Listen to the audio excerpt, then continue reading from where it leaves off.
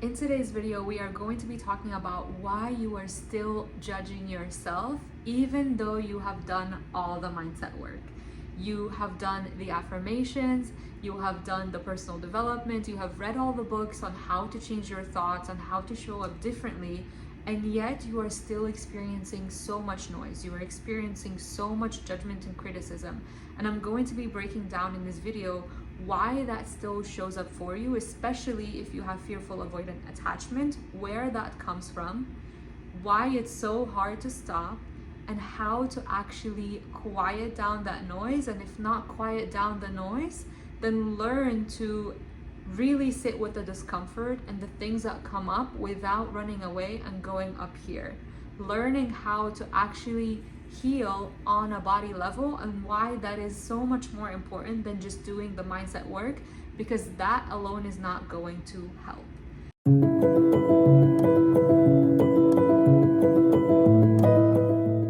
Hello and welcome back to my channel, or welcome if this is your first time here. My name is Sandra, and on this channel we talk about all things inner work, healing fearful avoidant attachment, and healing out of survival mode. And we got everything in red today. Got my red dress on, I got my hibiscus right here, so let's jump right into the video. And if you couldn't tell, I'm clearly in my ovulatory phase. Everything is like bright and colorful. I don't usually like super bright colors, but I'm feeling it today. I'm feeling it.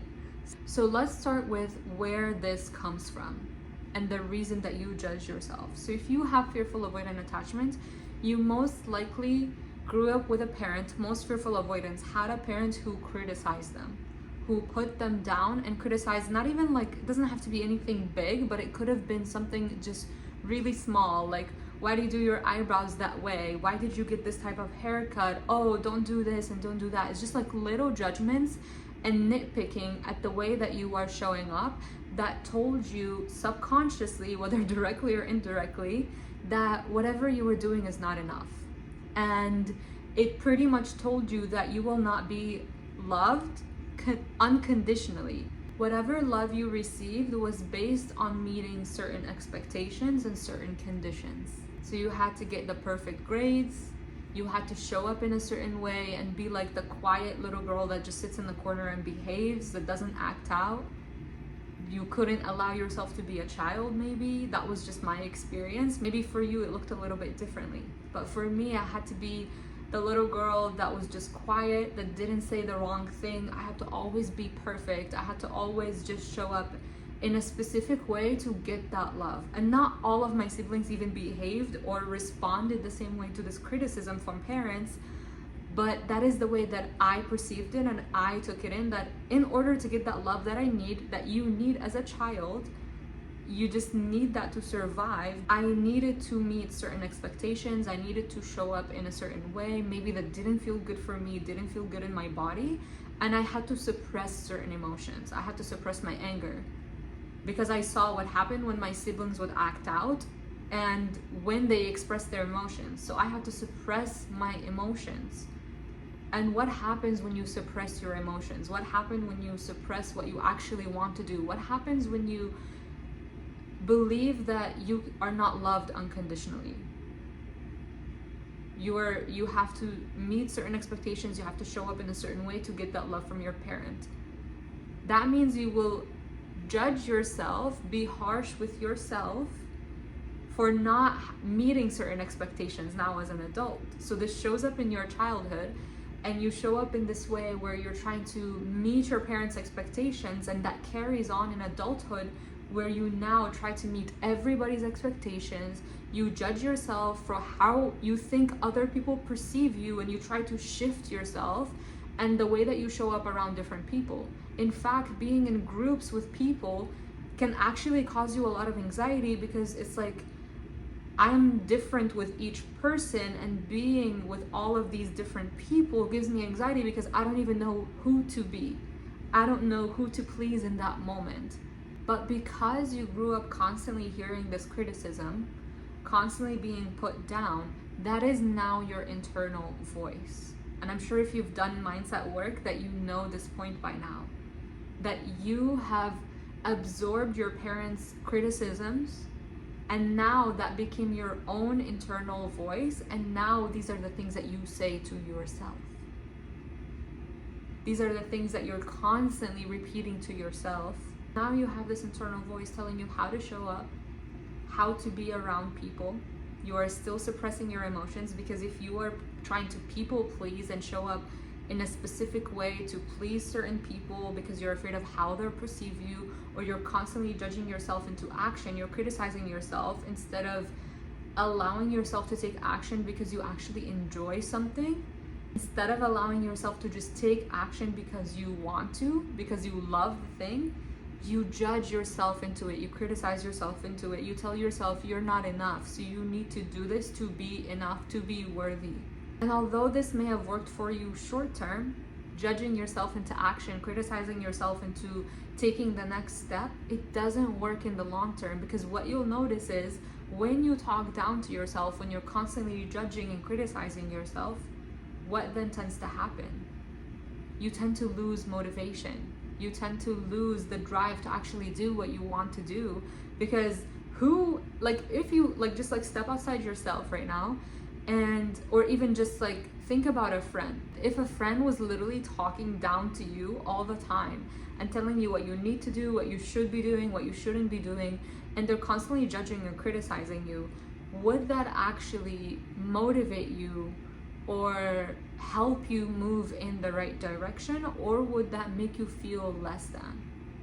Would that actually stop you in your tracks because you no longer feel good about yourself? You are losing your confidence, you are losing your self-esteem, and you no longer even feel confident to do the thing that you want to do. If it was just another person outside of you, that would be insane. Why are you friends with this person? That's what I would be thinking. Why are you friends with someone that is so toxic and is talking down to you and demeaning you? But that is really what you are doing, because you've taken on this voice of your parent that was so critical, and now you install that as your own voice, your own internal voice, and you take everything that it says as truth. That is the entire problem, is that we all have some form of this negative internal voice, but we don't have to take what it says as truth. And for everyone on this channel who may have fearful avoidant attachment, that voice is even more magnified. So we all experience some form of criticism, some form of judgment. But if you have fearful avoidant attachment, that is literally to the max, because that is the voice that you heard all your childhood. And I'm not trying to put the blame on your parents. This is not something that just happens in a vacuum. It happened because it is a repeating pattern, and your parents most likely thought that they were protecting you by criticizing you into change. And it is because their parents did the same thing with them. That is the only way they knew how, so they did it. And a great example of this in my own life, I was so shocked when I realized this, is I was talking to my mom, and she mentioned something. I don't even remember what the criticism was, but this was as an adult, a few months ago. And she mentioned something to me. I don't remember the exact thing she commented on. But then she went on, she saw my face, she saw that I was offended. And her response to that reaction was, "Why are you getting upset? I thought you were stronger than this." And I'm sharing this with you to say that my mom wasn't doing this with malicious intent. She actually believed that she was making me stronger by saying those things. And it was a way of protection, because if she says it to me first and tells me what to change, then that makes me, first of all, stronger. That's what she believes. That makes me stronger. And when I change that thing, then someone else from the outside is not going to now tell me to do that. So she was protecting me from the outside world. She believed she was protecting me from the outside world, and it didn't come from a malicious place. This is how she viewed protection as.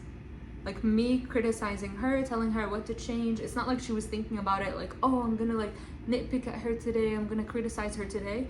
That was just her way of protecting me, trying to protect me from the outside world. If I tell her to change this, then she can't get hurt by the outside world. And that's when all of that clicked. I'm because I really, and I hate to say this, but I really resented that I was criticized so much as a child. But when my mom said that to me, it all clicked, and I realized she wasn't doing it from a malicious place. And you get to a point when you're doing your inner work where you realize nobody was actually, even in, like, especially in your childhood, nobody was doing anything from a malicious place. Everybody was acting out in your best interest in the best way that they knew how at the time. That's just a realization that I've come to. So I'm not going to sit here and blame other people for all the things that happen in my life for the rest of my life and just say I'm gonna stay stuck in the same place and stay in my pain just because this happened to me as a child. That is not what I'm going to do. I've decided that that is not what I'm going to do with my life. That is not how I'm going to spend my time. And if I'm being really honest and vulnerable here, there was a part of me that was even resistant to that, because all human beings are addicted to suffering. All human beings are addicted to feeling bad about themselves, feeling those negative emotions. And I know this is going to trigger a lot of people, but the truth for me was that I actually enjoyed having this pity on myself and having someone else to blame for where I was at, because then I didn't have to take accountability and take responsibility to actually do something to change my life and change the trajectory of my life. But when I realized that obviously this doesn't happen all overnight, like I've had multiple realizations and breakthroughs over time, but in that moment when she said that, I was like, oh wow, like I knew it mentally that she wasn't doing it on purpose, that she wasn't trying to hurt me. But when she said that, I realized, wow, that was actually her intention. And one of the most amazing skills that you can learn is learning how to read what people are actually saying behind their words, not just taking their words at face value.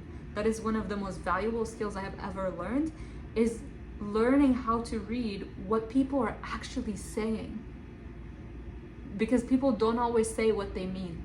And moving on to the next point, which is why it can be so hard to stop this internal voice of judgment and criticism. And the first reason you already know if you've done mindset work and affirmations. The purpose of affirmations is actually to rewire the thoughts that you are having and rewire the neural pathways. So this doesn't have to be done in order, but one of the things that you can do is mindset work, is affirmations, because whatever thoughts you have been repeating up to this point, maybe you've been repeating it since your childhood, your parents said it to you, and now you are continuously repeating it, that strengthens the neural pathway to that thought, and it's easier to think those thoughts, and those are the thoughts that are continuously coming up. Whatever thoughts fire together, they wire together. And on the other hand, whatever thoughts you stop repeating, that weakens the connection to those thoughts. So you stop thinking them even more. And then the last step is to replace old thoughts, old programming with new ones, which is what affirmations are essentially for. When you are putting your focus on the affirmations and you're no longer paying attention to the old thoughts that you were thinking, to the old ways of being, when you are just kind of like, because when you have a new focus, you're focusing on the new affirmations and the new way of thinking, you're by default not thinking the old thoughts anymore. So you're not only replacing them, but you are also cutting out the connection to the old thoughts.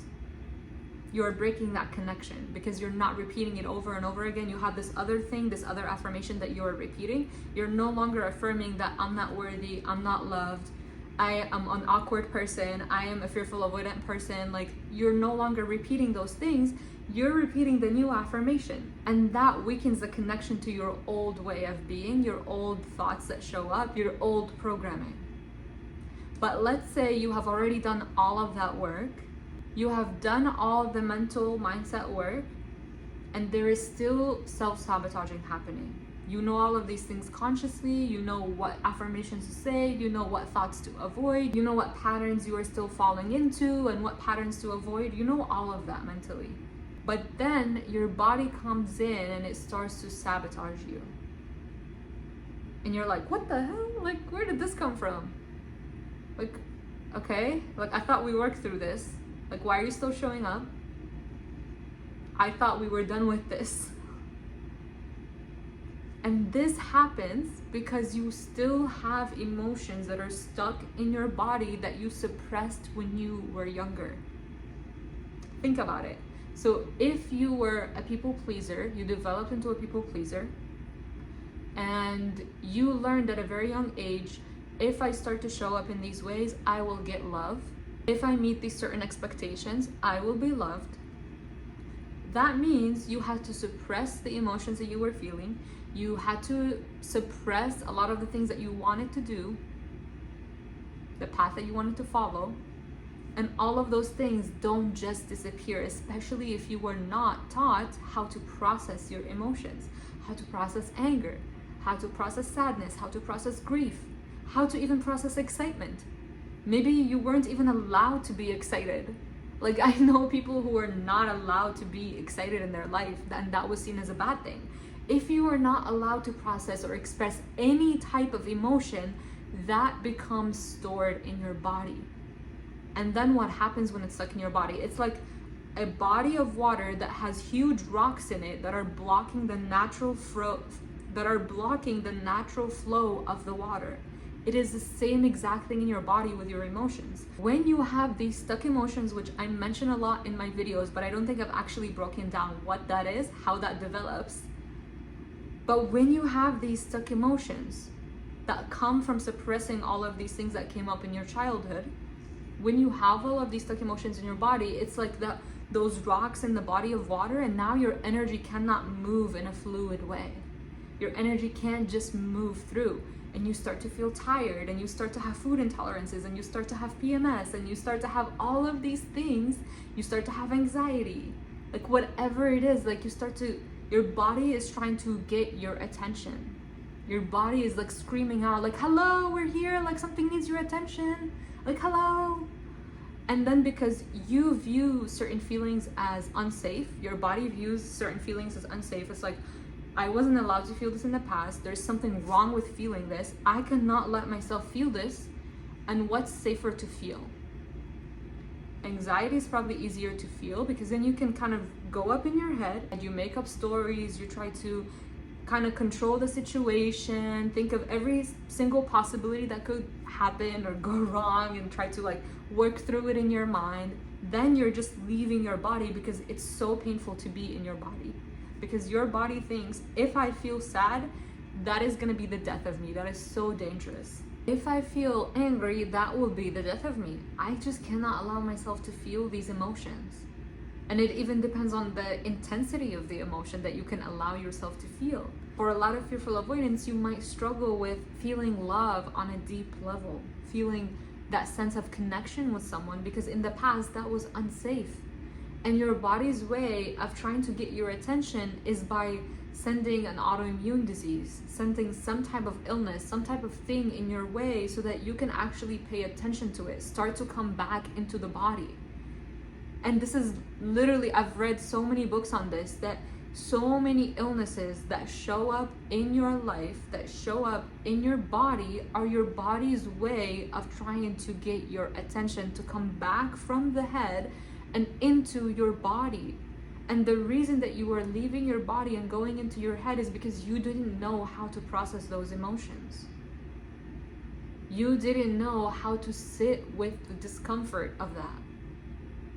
And now, and especially if you have experienced trauma, if you have experienced violence in your life, that is hard. And I just want to take a moment to acknowledge you if that is something that you have gone through. That is hard. It is not something that is going to be healed through mindset work. And I don't want you to just sit there thinking that you are going to criticize and judge yourself into action when you do not feel safe in your body.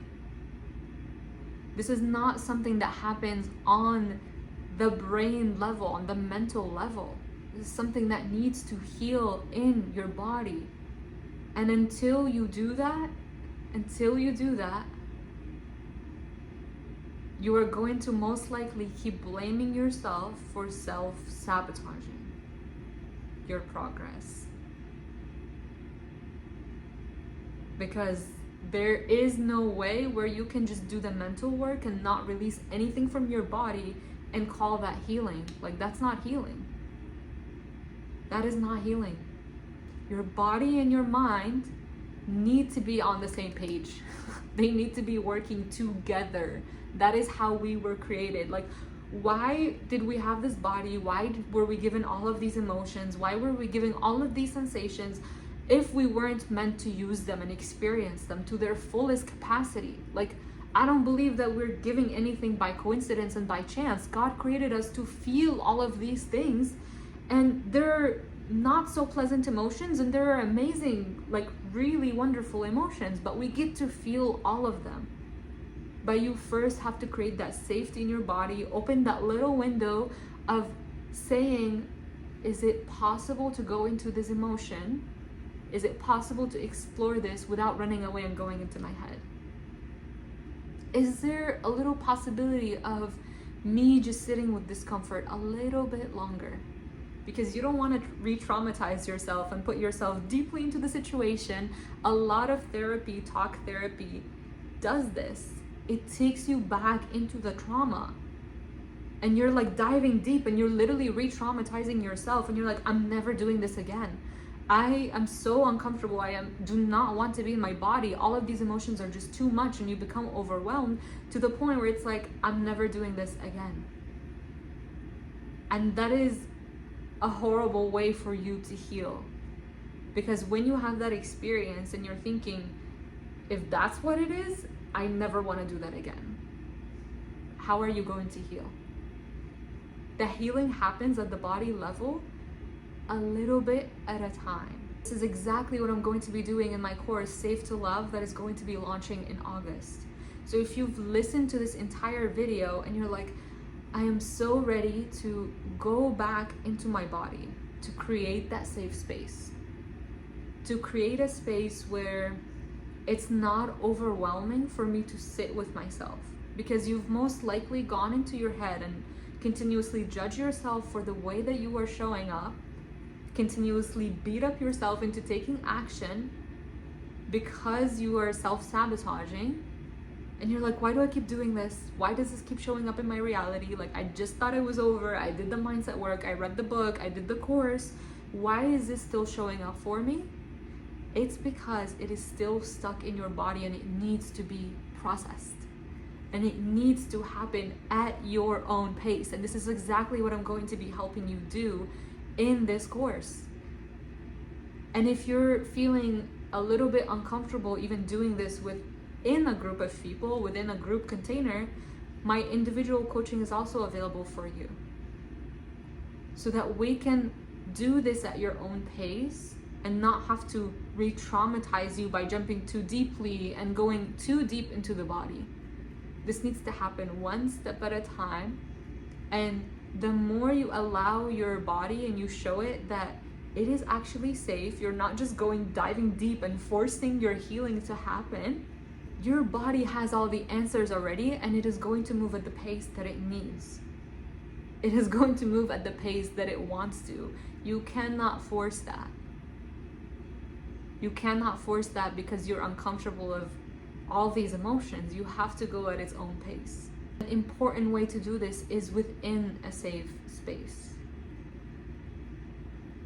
Because if your body doesn't feel safe to open up, if it doesn't feel safe to feel all of these emotions, it's not going to.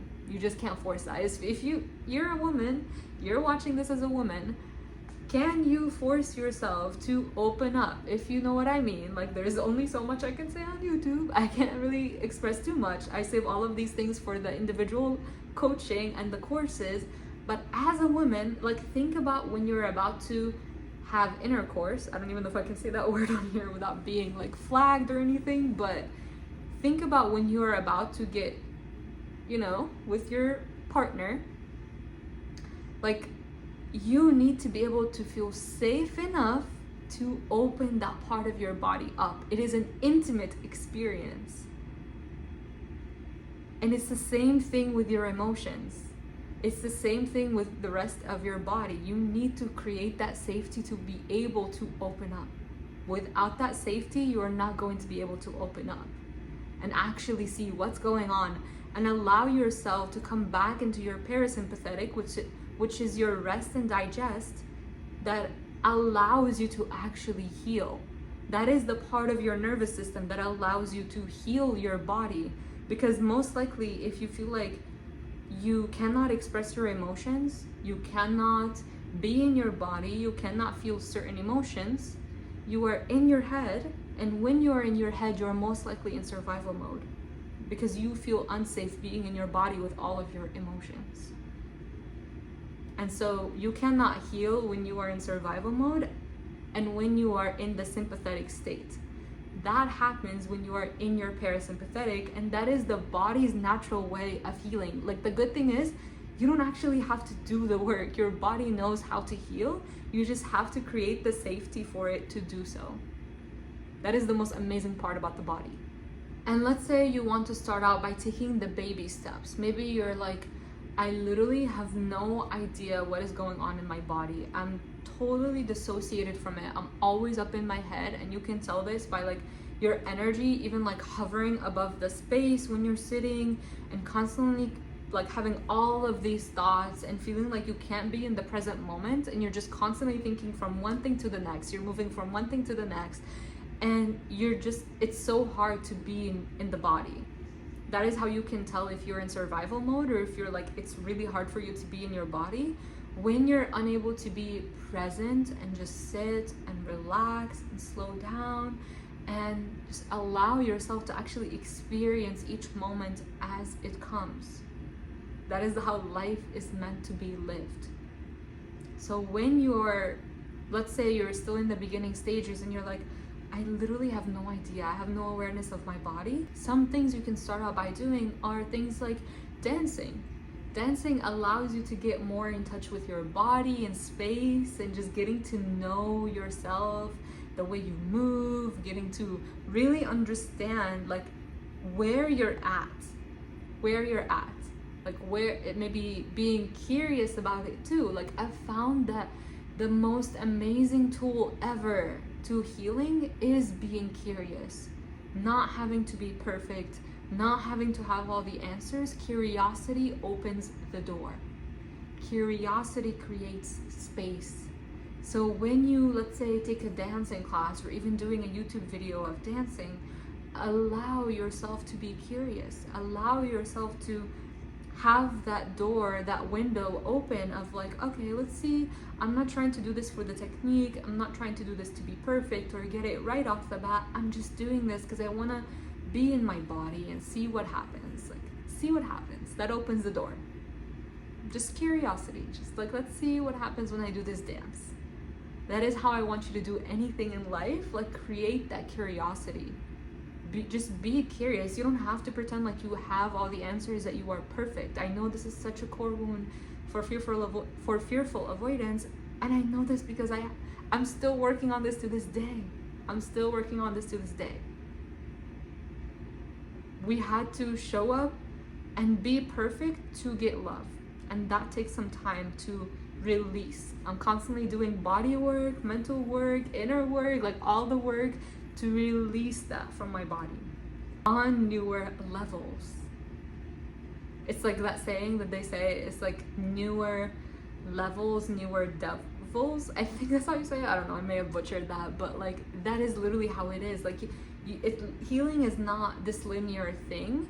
It's like the next step that you go to, new things show up. Maybe they kind of disguise themselves, maybe they're the same thing, but they just disguise themselves as something different. But healing is always going to be like a lifelong process. It's not going to be something, okay, like I did this practice, I read this book, I did this course, and now I'm like all healed. None of us are broken here. We're all whole. None of us are broken, but we can always go to the next level. There comes a point when you have certain limiting beliefs, you have certain things that kind of stand in your way, telling you, you can't do this, you can't show up in this way, you can have this much love, like, and we work through that, and that is okay. Nobody has to be perfect here. Nobody has to be perfect. We're all in different stages, we're all in different ages, we're all from different cultures, like we're all working on different things. So another thing that you can try to really just allow yourself to become familiar with your body is yoga.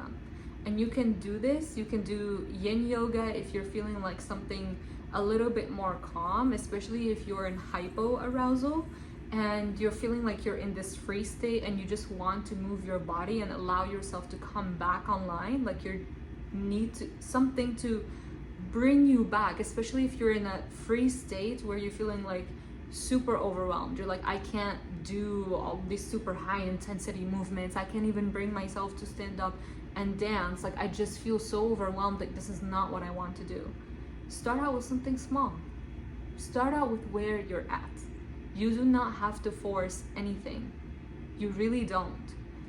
Start out with where you're at. Take baby steps. So if you're feeling like the super fast yoga of like, what is it called? Vinyasa yoga, when you're like, I've never really liked fast yoga, honestly. Like I don't know what people love about it, but I know some people like love it, and that's where they're at. It's honestly amazing because you're meeting your body where it's at. And if that is where you're at, acknowledge that and follow through on those impulses.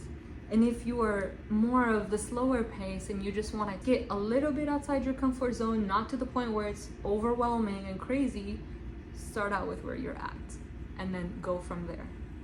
If you find yourself like you are in this really hyper arousal state where you're just like constantly on the go, and you just, it's like really hard for you to sit down and relax and not do anything, imagine that one of my mentors once mentioned this, that imagine that you literally just have this dial and you turn down the speed that you are doing everything.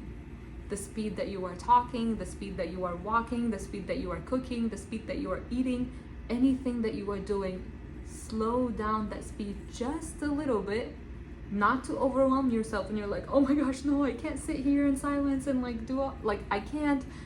Just a little bit, not to the point where you're like super activated and you're like going like crazy and you're like, I will never do this again, this was horrible. Just a little bit, and then see how that feels for you. And these are just a few examples, but I want you to maybe even ask ChatGPT, like try to find things that maybe your inner child wants to do. Try to think of like maybe creative activities, just like fun ways that you can start to move your body, get in touch with your body, maybe even putting on lotion and getting to feel what are the sensations that are coming up when I touch myself and I'm putting on this lotion slowly or fast, wherever you're at. Like try to really just get to know your body.